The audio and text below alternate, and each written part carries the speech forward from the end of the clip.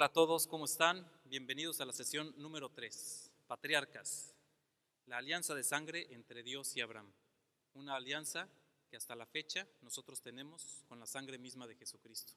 Él vino y hizo una alianza nueva y eterna y se ve reflejado en todas las alianzas como lo hemos visto a través de esta historia, y vamos a ver más alianzas, y ahorita va a ser una alianza de sangre con Abraham. ¿Qué vimos la vez pasada? Vamos a hacer un pequeño recuento de lo que hemos visto. Vimos Dios que hace toda la creación y vemos la historia de Adán y Eva. Luego vemos a Adán y Eva cómo salen del paraíso y empieza la descendencia de Adán y Eva con Caín y Abel. Después Caín mata a Abel, tienen a otro hijo. De ahí nos vamos ya hacia la historia de Noé. Dios salva a la humanidad nuevamente. De ahí nos vamos a la historia de Babel y de ahí Dios en su misericordia no los deja que hablen, que no los deja, les confunde las lenguas, dice la Biblia, y entonces todo el tiempo Dios nos está salvando. Y creo que es importante recordar ahorita Dios quién es. Dios es amor. Ese es Dios. Dios es amor.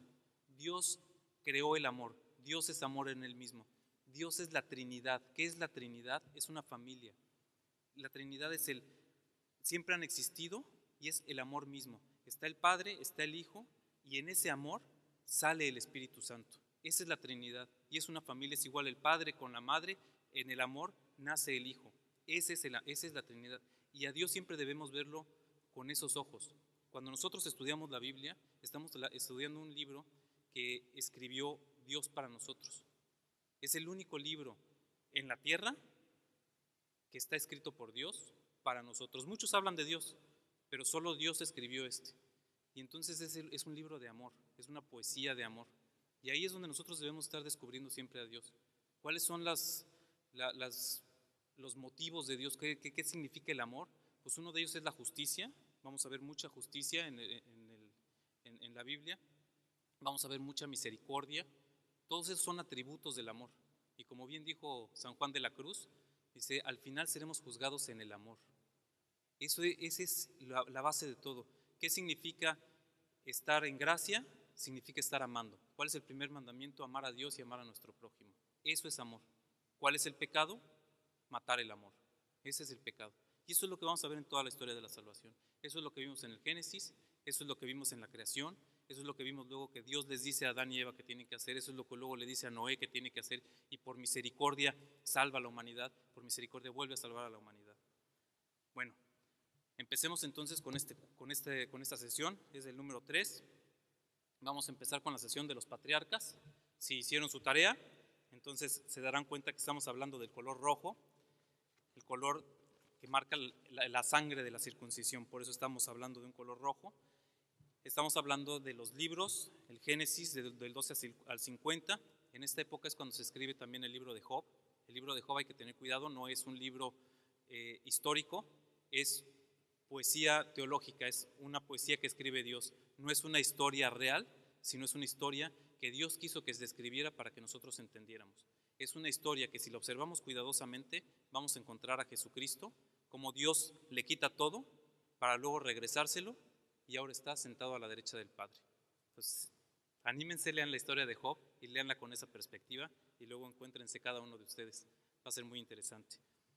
De aquí, la nueva alianza va a ser la circuncisión, donde Dios pasó de una alianza con una pareja, luego una familia, ahora está con una alianza donde va a ser una alianza con una tribu. ¿Cuáles son los personajes principales?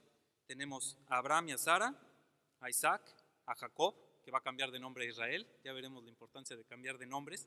Dios siempre tiene una misión cuando cambiamos de nombre. Luego va a estar Judá, el cuarto hijo de Israel, y luego Pérez, para luego entrar ya a Éxodo y Egipto, que será la próxima sesión. ¿De qué época estamos hablando? Estamos hablando del año 2000 al 1700 antes de Cristo. Eso lo pueden observar hasta abajo en sus dípticos, en la zona café. Ahí podemos ver las fechas. Y aquí es donde se hace históricamente, no sé si recuerdan unas piedras que se llaman Stone Age, que son las piedras estas que colocan así en círculo. Es de esa época.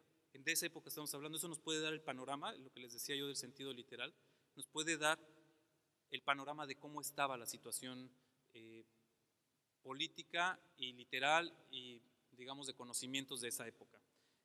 la potencia que gobernaba sigue siendo Egipto. Y entonces aquí tenemos a un personaje, Abraham, descendiente de Noé, que es con el que empezamos nuestra historia. Abraham vivía en Ur, es donde empiezan el río Tigris y Éufrates. Ahí es donde vivía Abraham. Y nuestra historia se desarrolla cuando Abraham pues, era un hombre rico, era un hombre, sabemos que era rico o era pudiente, digamos, porque tenía ganado, tenía esclavos, o sea, tenía una empresa, vamos a decir. Pero era un hombre de 85 años, estaba casado con Sarai y no tenía hijos. Y en ese tiempo no tener hijos era como si fuera una maldición. Entonces, pues sí estaba contento con lo que tenía, pero no estaba contento porque no le iba a dejar a nadie todo lo que tenía. Y entonces se le aparece Dios, esto lo podemos ver en el capítulo 12 del Génesis, seguimos en el libro del Génesis, y entonces Dios se le aparece y le dice, el Señor dijo, deja tu tierra natal y la familia de tu padre, y ve al país que yo te mostraré. Yo haré de ti una gran nación y te bendeciré. Engrandeceré tu nombre y serás una bendición. Bendeciré a los que te bendigan y maldeciré a los que te maldigan. Y por ti serán bendecidos todos los pueblos de la tierra. ¿Qué le está ofreciendo Dios? Le está ofreciendo una cosa increíble. Le está diciendo que le va a dar una tierra, que le va a dar un reino y que de él vendrá la bendición para todas las naciones. Y estas promesas de Dios son las que se buscan durante todos los judíos. A la fecha siguen esperando al Mesías. Y ellos ya saben que la tierra prometida ya se entregó y se entrega con Moisés. Luego el reino se entrega con David y el Mesías, esa bendición para todas las naciones, es Jesucristo mismo. Ahí es donde se van a cumplir cada una de ellas. Pero para que llegue de Abraham, que estamos hablando de 2000 años antes de Cristo, a Jesucristo, pues son 2000 años. Y ahora, ¿cuáles son las condiciones que le está pidiendo Dios? Le dice, tienes que dejar tu tierra, o sea, ahí donde estás muy tranquilito, ahí que la estás pasando bien, en tu zona de confort, la tienes que dejar. Y la otra parte es que tienes que dejar a tu familia. ¿Le hizo caso? Pues sí y no. ¿Le haríamos caso a nosotros? ¿Saldremos de nuestra parte de confort? Si Dios nos dice, yo te aseguro que te ganas el cielo, solo tienes que hacer todo esto, ¿lo haríamos? ¿Lo hacemos cuando Dios nos lo ha pedido? Qué complicado, ¿no?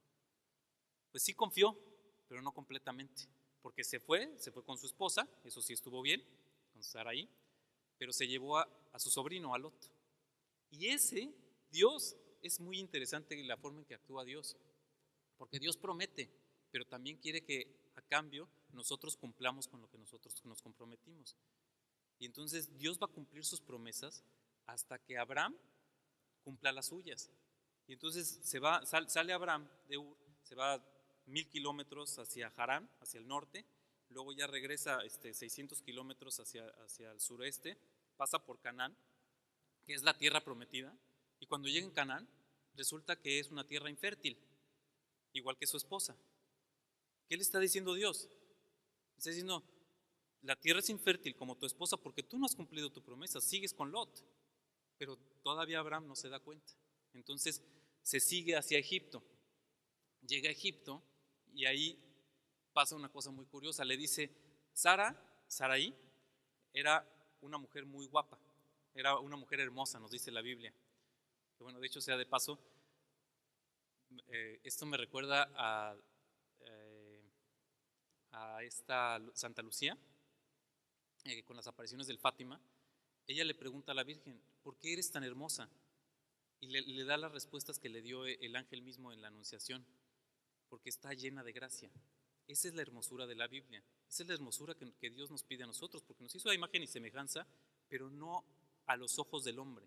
Nos hizo imagen y semejanza porque quiere que seamos semejantes en el amor, y esas son las virtudes que se desprenden del amor. Y entonces Sara era una mujer hermosa, y le dice, oye, pues tú que eres una mujer hermosa, cuando entremos a Egipto, tú di que eres mi hermana, porque si saben que eres mi esposa me van a matar para quererse quedar contigo. Es chistoso porque si leemos en la Biblia vamos a ver que sí podía considerarse su hermana por las relaciones familiares que había. no necesariamente mismo padre, misma madre, pero en la relación genealógica podríamos ver que sí es su hermana. Entonces estaba medio engañando y se estaba protegiendo. Pero otra vez, falta de confianza en Dios. Si Dios le había dicho que iba a tener un hijo, pues obviamente era con su esposa, ¿no? Pero resulta que bueno, así llega, lo dice, y entonces el faraón le, a Sara se la queda y Abraham lo pone al lado, pero no lo maltrata y de hecho lo trata muy bien, pero empieza a haber problemas en Egipto.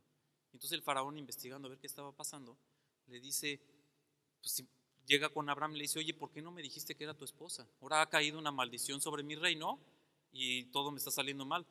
Vete de aquí, y le entrega de hecho ganado y joyas y dice, vete para otro lado porque yo necesito recuperar mi reino. Entonces ya salen Abraham con Sara y también Lot, ya salen hacia la tierra de Canaán, y pues yo creo que ya ahí en el camino ya iba ahí Abraham y, bueno, ¿y qué estará pasando? Pues si Dios me lo prometió, pues yo le creí y estaré mal. Y hasta que se ha de haber acordado dijo, pues tienes que dejar a la familia de tu padre. Y entonces ya cuando llegan a la tierra prometida, y de hecho, curiosamente, la parte de que Dios les dice que sean fructíferos y que poblen la tierra, es una promesa que Dios sigue cumpliendo.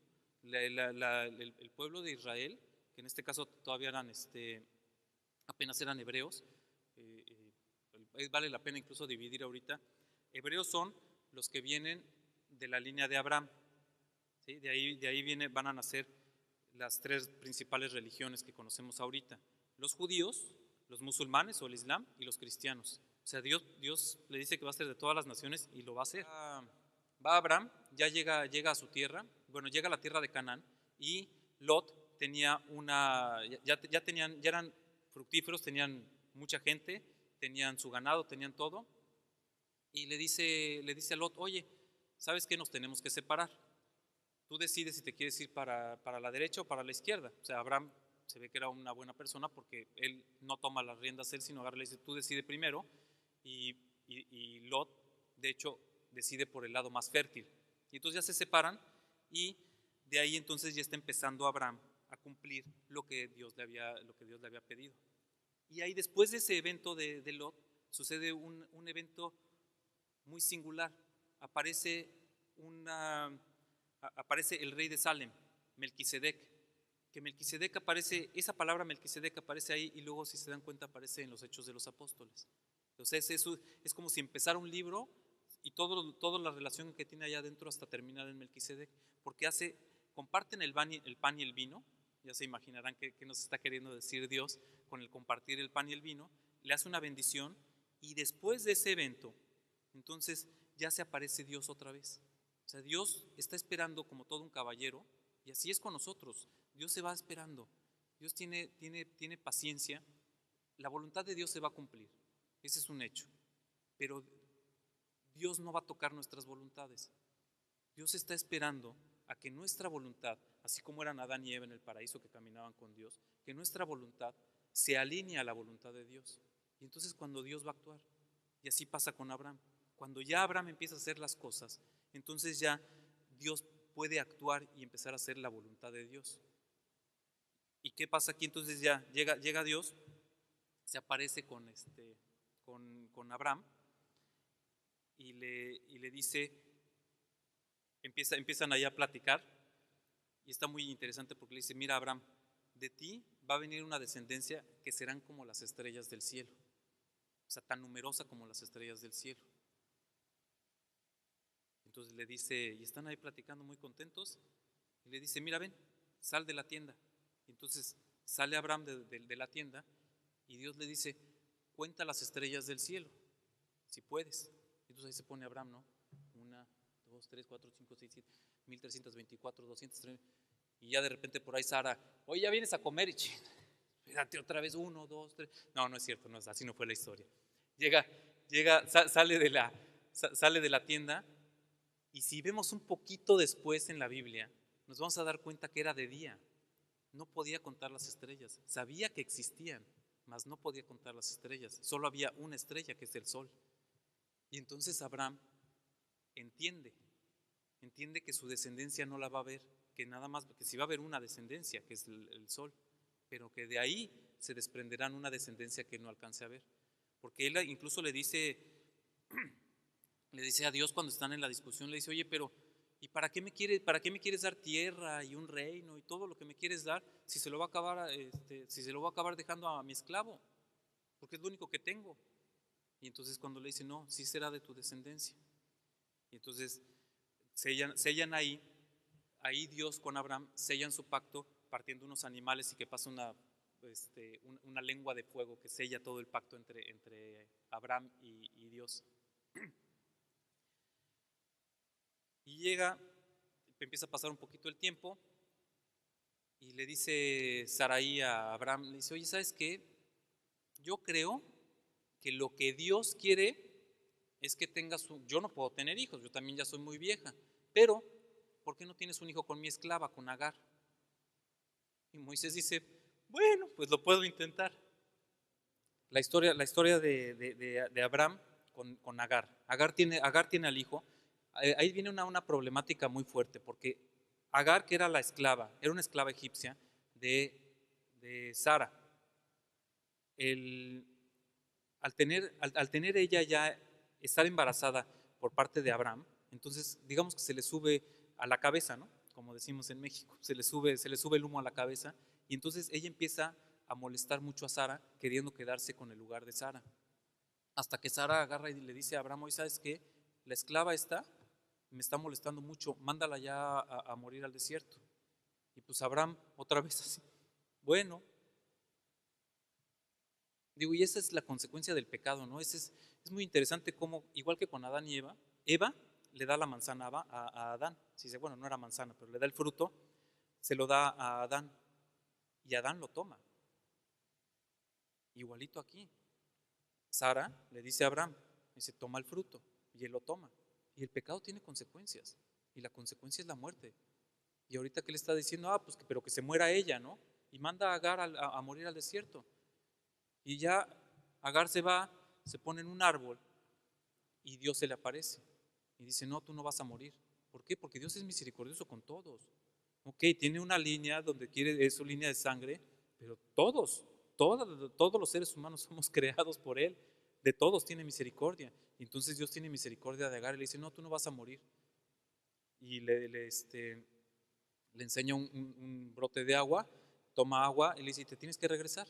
Y entonces regresa para tener a su hijo con su padre. Y ya tiene al hijo, y de ahí brincamos la historia, luego pasan 13 años hasta que Abraham, otra vez fue un error de Abraham, ¿no? Entonces Dios está esperando otra vez a ver cuándo Abraham entiende la historia. Y llega un momento en que pues ya yo creo que Abraham pues no entendía muy bien, tiene mucho tiempo para pensar, y pasan esos 13 años, Abraham tiene 99 años, Sarai tiene alrededor de 85 años, y se aparecen tres, tres ángeles del Señor, vienen caminando, una historia también muy, muy interesante, vienen caminando, y Abraham los recibe con mucho cariño, y le dice a Sara, oye, prepárales de comer, y se pone a platicar con ellos, y entonces le dicen, ¿sabes qué? Dentro de un año vamos a regresar, y tu esposa Sara, ahora sí, Dios dice, oye, le tengo que decir ahora sí que es su esposa, porque si no va a acabar con todas las esclavas, ¿no? Entonces le dice, tu esposa Sara va a tener un hijo. Y Sara estaba oyendo ahí preparando la comida, y Sara se ataca de risa. Y entonces Dios se voltea y le dice, ¿te da risa? Pues ahora sí que, pues sí, sí me da risa, pues soy una mujer anciana, pues ya pues no hay señales de que yo pueda dar vida, ¿no? Dice, pues ¿sabes cuál es la consecuencia de la risa? No, ese no fue pecado, fue simplemente te reíste de lo que Dios te está diciendo. ¿Sabes cuál va a ser la consecuencia? Que tu hijo se va a llamar Risa. Y ese es el nombre de Isaac. Isaac significa risa. Entonces, bueno, pero se cumple la voluntad de Dios, porque ahí ya sellan un pacto Dios sella un pacto, y esa es la alianza que vemos en nuestro díptico. Ya lo sella y le dice, ¿sabes qué? Ok, pero ahora, por no haber confiado en mí, ahora vamos a hacer un sello de sangre. El no confiar en Dios repetidamente va llevándonos a consecuencias más graves, pero Dios en su misericordia, ¿qué le deja? Le deja un signo visible y le dice, ahora vamos a sellarlo con sangre, tienes que circuncidar tú y todos los que estén en tu tribu. esclavos o no esclavos, todos se tienen que circuncidar a los 99 años. Y ahí Abraham dice, pues sí, si me circuncido, circuncida a todos y nace Isaac. Pero a Dios no se le olvidan las cosas. A nosotros sí, como que se nos olvidan, o a veces nos hacemos como que se nos olvidan, ¿verdad? Pero a Dios no se le olvidan las cosas. Y empieza a crecer Isaac, pasan algunas historias en el Inter, y llega un momento cuando Isaac ya está maduro, cuando ya está grande, cuando ya es capaz de cargar cosas. Estamos hablando, yo me imagino a Isaac como cuando le está cambiando la voz a los chavos, ¿no? Oye, papá. Y le dice Dios a Abraham, por cierto, muy interesante, ya cuando pasa de esta alianza de la circuncisión, le dice Dios, tú ya no te llamarás Abraham, que significa padre, tú te llamarás Abraham, que significa padre de muchas naciones. Igual a Sarai, dice, tú ya no te llamarás Sarai, ahora tú te llamarás Sara, que significa princesa. ¿Por qué? Porque va a ser la princesa del reino.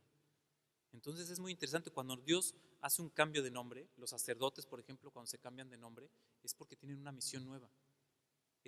Dios cuando tiene una misión hace cambios en el nombre.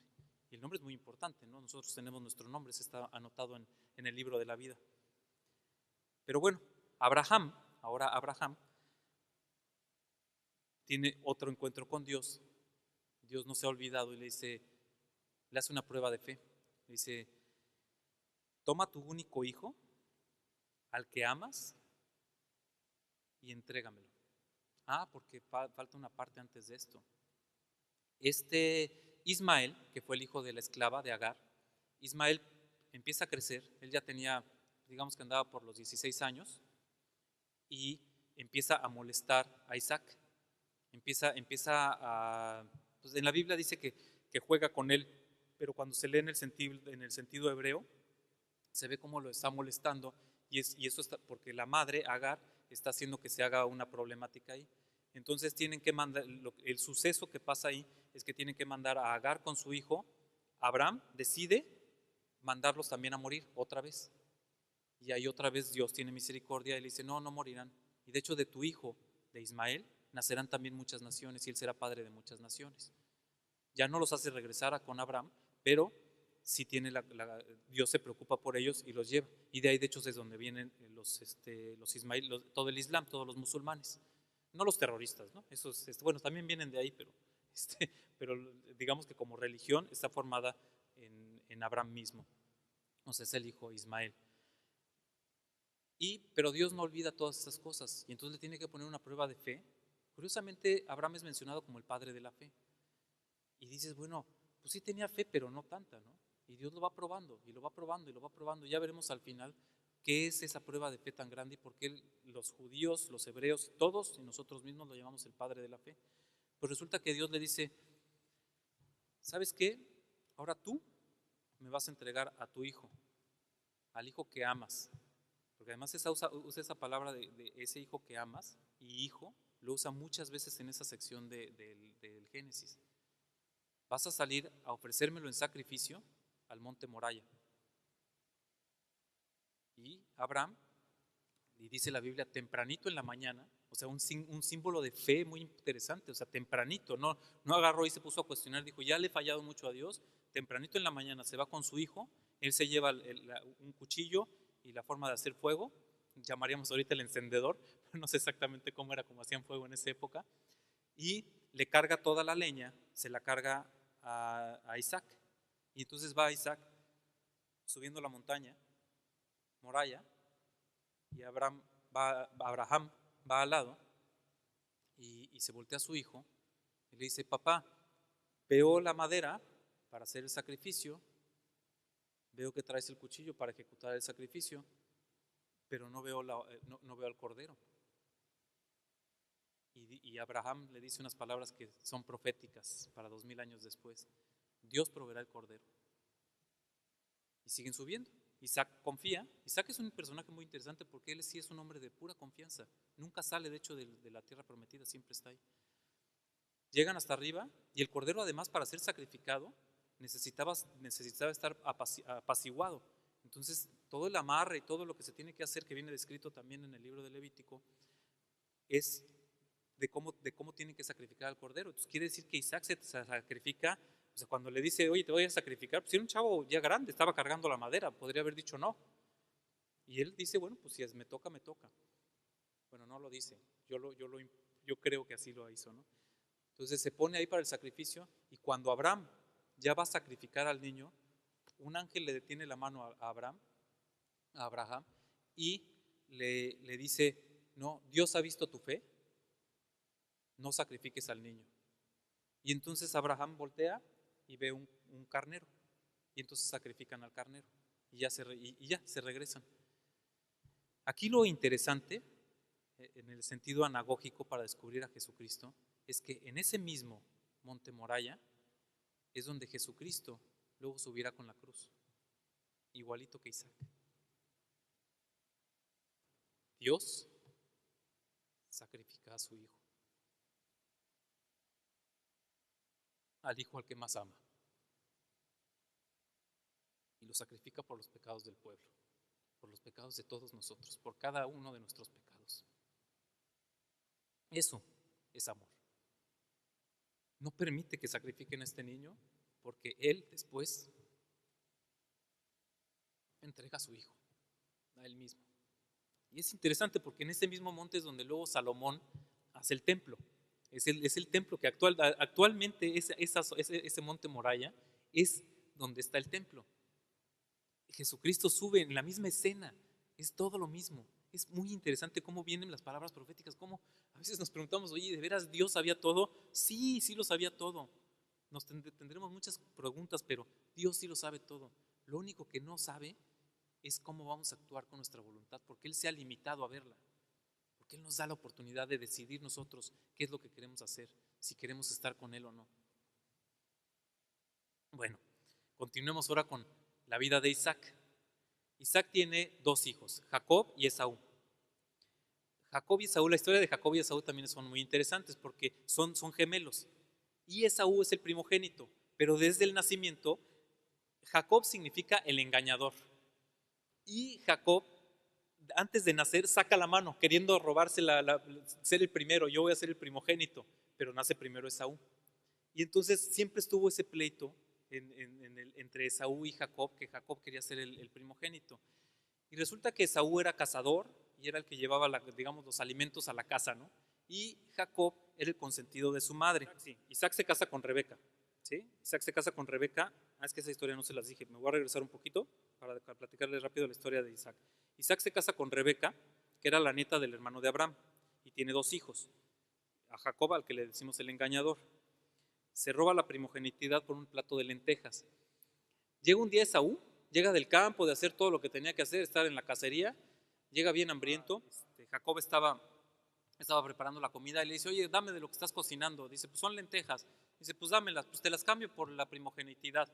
Dice, pues va, y vende su primogenitidad por un plato de lentejas. Es increíble.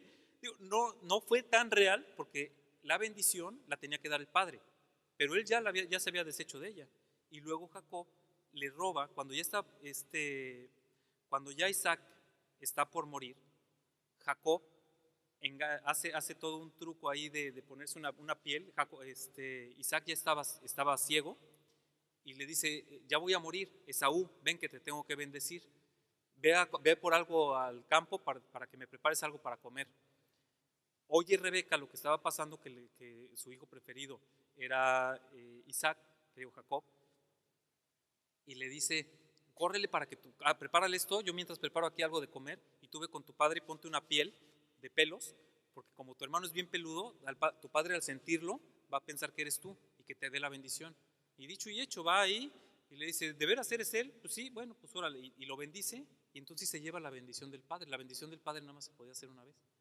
Y entonces se queda con la bendición del padre y entra una problemática entre los hermanos tal que entonces Jacob se tiene que ir se tiene que hacer un autoexilio y se va a Labán, se va al norte, y de ahí conoce a la que sería su próxima esposa, a Raquel.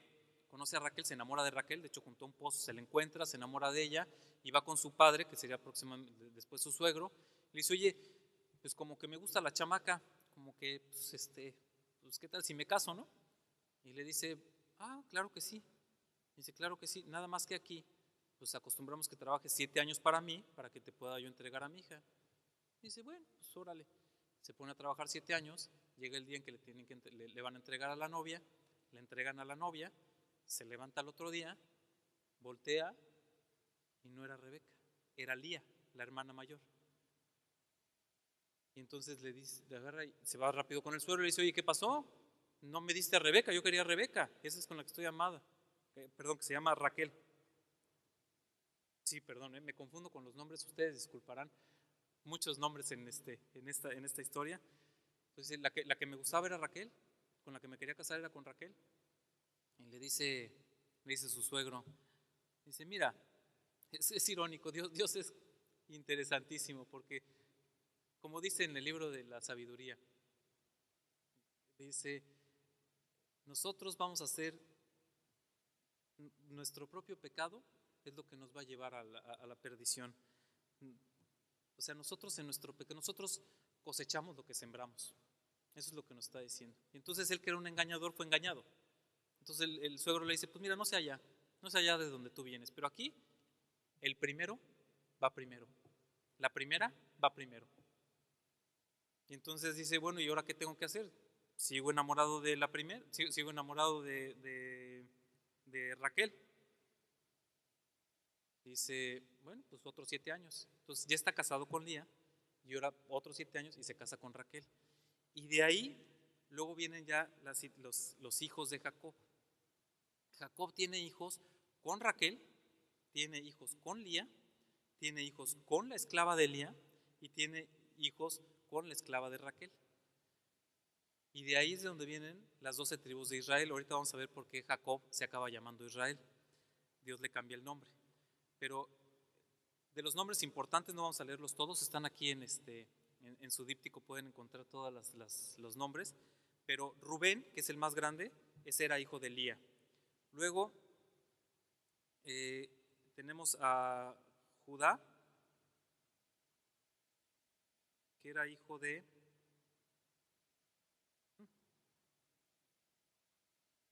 también de Lía, también es hijo de Lía. Y uno de los importantes, y no es sino hasta el 11º hijo, cuando nace José, que es el hijo de Raquel.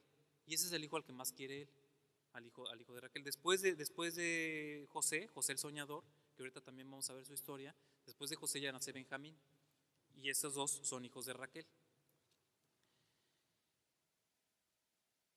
Y ahora veamos esta parte de cuando Jacob cambia de nombre a Israel. Es una historia muy interesante y a veces difícil de entender, porque Jacob en una noche lucha con Dios. Dios le rompe la cadera y le dice, como has luchado contra Dios y has ganado, ahora te llamarás Israel. Y dices, lo estás leyendo y dices, pues ¿por qué no? Bueno, resulta que en el sentido bíblico, luchar contra Dios es lo que nos pasa a nosotros, yo creo que todos los días. Estamos en esa lucha constante de, sí, yo quiero ser santo, Dios mío, por favor hazme santo, hazme santo.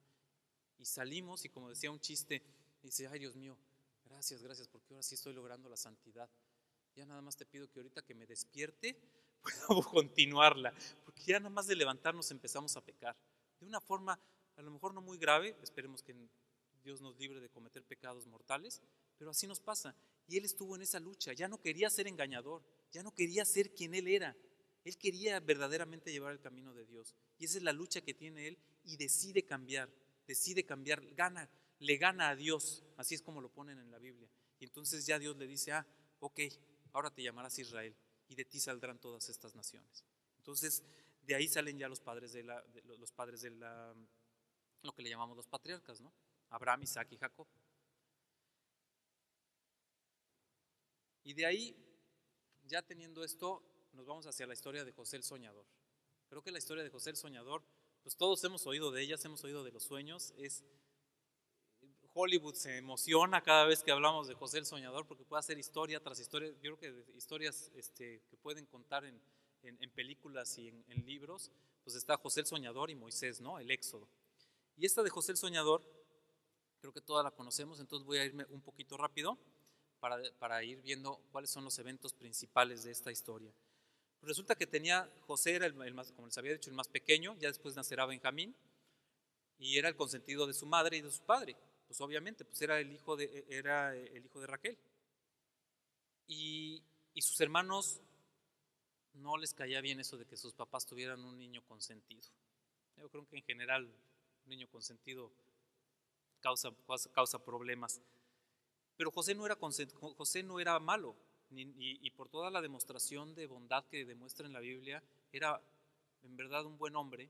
Y de hecho, José, si nosotros cambiamos los nombres si utilizamos el nombre en hebreo y en griego, viene siendo José, luego se llama Oseas, luego se llama Josué, y que acaba siendo Jesús. O sea, es una prefiguración perfecta, o no perfecta, nunca será perfecto para Jesucristo, pero es una prefiguración muy atinada, muy de Dios, de lo que es Jesús. Y lo vamos a ir viendo cómo tiene una nobleza de corazón tal y una entrega tal, y nunca reclama de lo que los demás le hacen, sino siempre está en su entrega. Y bueno, en esa humildad y en esa forma de actuar de niño, él tiene sueños y se los platica a sus hermanos, aunque a sus hermanos no les caía muy bien que se los platicaran. Y están estos dos sueños, ¿no? El de la espiga, dice: yo soy una espiga, soñé que yo era una espiga levantada y ustedes me daban culto. Y sus hermanos: pues eso quiere decir que vas a ser nuestro rey, o qué nos estás queriendo decir. Entonces no les cae muy bien que el chaparrito le esté diciendo que se van a ellos a doblegar, ¿no? Y luego les dice: y tuve otro sueño, me parecía que el sol y la luna y 11 estrellas se postraban ante mí. No, pues ahí sí fue el acabose. Los hermanos estaban, ya imagino a Simeón, ¿no? Un grandotote así, y José ahí chiquilín, diciendo: o sea, yo me voy a doblegar ante ti, pues si no eres mi rey. Y entonces empieza toda esa problemática de los hermanos. Y una vez que estaban ellos en el campo trabajando, José va a visitarlos por un encargo de su padre o de su madre, no recuerdo. Y cuando lo ven llegar, dicen: ahí viene José. Dice: vamos a agarrarlo y vamos a matarlo. Y Simeón dice: no, espérense, no hay que matarlo. Vamos mejor nada más vamos a echarlo a un pozo y ya le decimos a nuestro padre pues que se perdió, ¿no? Y luego Judá dice: no, ¿para qué lo dejamos en el pozo? Mejor iban pasando por ahí unos mercaderes, y le dice: mejor vamos a vendérselo a los mercaderes. Y entonces venden a los mercaderes, y adivinen por cuánta cantidad lo venden: por 20 monedas de plata, igual que Jesucristo. Lo venden para que sea entregado en esclavitud. Lo entregan, le quitan la túnica, la llenan de sangre de un animal que mataron ahí, y le dicen a su padre pues que su hijo había muerto. Y su padre nunca se recupera de esa pérdida. Vive, por lo que platica luego en la Biblia, pues vive muy triste, por lo mismo que dicen luego los hijos cuando llegan a ver a José a Egipto. Su padre vive en una tristeza muy grande por esta pérdida. Y José es llevado a Egipto. Allá en Egipto resulta, pues yo creo que José era un hombre muy inteligente, muy noble, muy capaz, y entonces eso lo va llevando en el mismo Egipto a tener unos puestos importantes. Y primero empieza siendo como el segundo del mayordomo, del administrador de Egipto, que se llamaba Putifar. Y le estaba ayudando y todo, y el funcionario, este Putifar estaba casado. Y resulta que la esposa de Putifar se enamora de José. Y le dice: oye, acuéstate conmigo. Y José así: oye, el faraón me trata bien, tu esposo me trata bien. ¿Eso sería un pecado contra ellos? ¿Sería un pecado contra ti? Y sería un pecado contra Dios. No me voy a acostar contigo. Y entonces se enoja la señora y empieza a gritar, le arranca un pedazo de tela, y cuando llegan los guardias dice: me quería violar. Y José pues no hace nada. Entonces pues ya ahora sigue como Jesucristo, pues como corderito. Y entonces lo meten a la cárcel. Pero en la cárcel estaban también el encargado del pan y el encargado del vino, que se encargaban del pan y el vino para el faraón. Por alguna razón habían entrado ahí en la cárcel. Y entonces empieza a platicar con ellos, y ellos tienen un sueño. Cada uno de ellos tiene un sueño. Y en ese sueño les dice él: pues yo sé interpretar sueños, ¿quieren que se los interprete? Dicen: bueno, pues sí. Y el del pan soñaba que traía una bandeja de pan aquí en la cabeza y que llegaban los cuervos y se comían todo el pan, ¿no? Y el del vino tenía una copa de vino y unas uvas. Y les dice José, dice, mira, pues lo que significa, le dice primero al del vino, ¿no? Le dice, pues lo que significa es que mañana van a venir por ti y te van a reivindicar a tu puesto. Y a ti, al del pan, lo que significa es que vas a morir. Y mañana mismo te van a dar la noticia. Y entonces José les dice, bueno, ustedes dos que van a salir, mañana que estén con el faraón, háblenle de mí para que me saque de la cárcel. Digo, me recuerda a los dos ladrones, ¿no? Incluso hasta los cuervos, cómo representan al ladrón malo y al ladrón bueno. Y cómo Jesucristo sí cumple la promesa que no cumplen ellos, que le dice, pues hoy mismo estarás en el reino de los cielos. Y entonces, bueno, ya sale el del vino y se le olvida a José. Ya está un buen rato, hasta que el faraón llega un momento, después de un tiempo, el faraón tiene unos sueños, tiene un par de sueños. También se lo van a saber muy bien. Es el de las vacas gordas y las vacas flacas. 7 vacas gordas, 7 vacas flacas. Si se acuerdan, además el número 7 significa alianza, es un número divino. Entonces todo el sueño, pues cuando José lo está escuchando, pues dice, pues esto tiene que ver con Dios, ¿no? Y luego tiene otro sueño que es 7 espigas granadas son devoradas por 7 espigas delgadas. Y el faraón empieza a preguntarles a todos sus sabios, a todos sus magos, a todo mundo, a todos los que podía en el reino, y nadie le podía dar una explicación. Y entonces cuando el del vino se acuerda y les dice, hay un chavo ahí en la cárcel que sabe interpretar los sueños, a mí me dijo esto y esto otro, pues tráiganselos. Pues le interpreta al faraón pues que iba a haber 7 años de abundancia y luego iba a haber 7 años de sequía. Y le dice, y entonces lo que usted tiene que hacer es poner un administrador para que le administre todo lo que se vaya sembrando y todo lo que se vaya cosechando, hacer unos graneros y entonces guardar el 10% de lo que estén cosechando. Y dice el faraón, dice, pues oye, pues se ve que eres un cuate inteligente, responsable y bla, bla, bla. ¿Y por qué no tú te haces cargo de eso? Y dijo, bueno, pues me hago cargo de eso. Y entonces se vuelve vamos a decir, el primer ministro del faraón. Y se encarga de hacer toda la administración de todas las cosechas. Y efectivamente, a los 7 años, pues viene una sequía, viene hambruna, y pues Egipto no estaba sufriendo porque tenían sus silos llenos, pero en la tierra de su padre y de sus hermanos, pues estaban sufriendo porque no tenían que comer. Y entonces el padre les dice, oigan, creo que en Egipto hay semillas, vayan por unas semillas allá. Y en efecto, se van por unas semillas, es decir, llévense algo para comprar allá, y llegan ellos, pero no se llevan a Benjamín, porque el padre dice, miren, yo no quiero perder ya nada más me queda, por parte de Raquel, nada más me queda Benjamín. Entonces se queda conmigo, váyanse ustedes a comprar. Y cuando llegan, José los reconoce, pero ellos no reconocen a José. ¿Y saben por qué no lo reconoce? Muy interesante. Porque cuando llegan con el encargado del faraón, lo que hacen es esto, cumpliendo el sueño que José había tenido. Y entonces no los reconocen, pero José sí los reconoce a ellos. Y José, pues, yo me imagino en su corazón, pues ¿cómo le hago, no? O sea, los tiene perdonados desde siempre. Pero dice, ¿cómo le hago para que ellos regresen por voluntad propia? O para que volvamos a unirnos. Y le dice a su ayudante, le dice, ¿sabes qué? No, les dice a ellos, oigan, no les creo lo que me están diciendo. Yo creo que ustedes son espías que vienen de afuera porque me quieren robar, le quieren robar al faraón. Y ellos, oye, no, nosotros, mira, nuestro papá que es muy bueno y que la familia y que hemos hecho esto y esto otro. Y incluso ahorita está el hijo más pequeño de mi papá allá. Y entonces a José se le ocurrió una idea, les dice, ¿saben qué? Simeón se va a quedar aquí encarcelado porque yo sí creo que son ustedes espías. Los voy a dejar ir a todos ustedes, pero con la condición, y lo voy a liberar a él, con la condición de que me demuestren que de veras existe ese hijo de su padre. Y entonces se regresan ellos, y sí les llena los costales, le dice a su mayordomo, llénale los costales de semilla y ponles el dinero, pónselos allá adentro. Y esa es una forma de decirles, ese dinero que pidieron por mí, ese no tiene nada que ver, el dinero va y viene, ese se lo llevan. Y ya llegan, y cuando llegan con su padre, llega, abren los sacos y dicen, y ahora, ahora sí nos van a acusar de espías y nos van a acusar de ladrones, el dinero viene con las semillas. Y entonces hablan con su padre y dicen, pues nos va a venir, ahora sí que nos va a venir a atacar Egipto y nos van a matar, ¿no? Entonces su padre les dice, no, pues bueno, cumplen lo que dijeron, llévense a Benjamín y vayan a ver al faraón.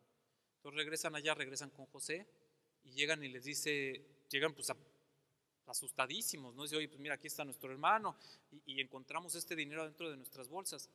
Y José les dice, ese dinero se los dio Dios, yo no lo puse ahí. Dice, oh, wow. Y entonces todavía José los invita a comer, pero como los egipcios y los israelitas no pueden comer juntos, entonces los pone en una mesa y los empieza a alimentar. Y a Benjamín le mandaba 5 porciones más de todo lo que tenía. Y ellos pues, estaban todos sacados de onda. Y le dice a su ayudante, le dice José, le dice, oye, llénales otra vez los sacos y al más pequeño ponle mi copa de plata. Y cuando se estén yendo, cortas el saco de él para descubrir la copa. Y entonces eso sucede. Ya se iban yendo, cortan el saco, se cae la copa de plata, y le dice, bueno, ¿qué no los he tratado bien? ¿Por qué me roban? ¿Por qué se roban la riqueza del faraón? Y ellos, no, pues es que no sabemos, pues no sabían nada, ¿no? Y el más pequeño, pues llevaba la copa y dice, bueno, ¿saben qué? Él que era el que estaba robando, él se queda aquí conmigo. Ustedes ya se pueden ir. Y Judá ya no aguantó y dijo, tómame a mí como esclavo. Tómame a mí, no te quedes con él. Mi padre no va a poder soportar otra pérdida más. Tómame a mí. Y en esa, el mismo Judá que había vendido a José, ahora con un corazón noble y cambiado, entregándose él mismo por todos los demás.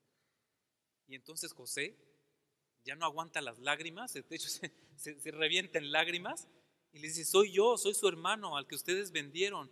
Dios me envió antes para que ustedes vivieran.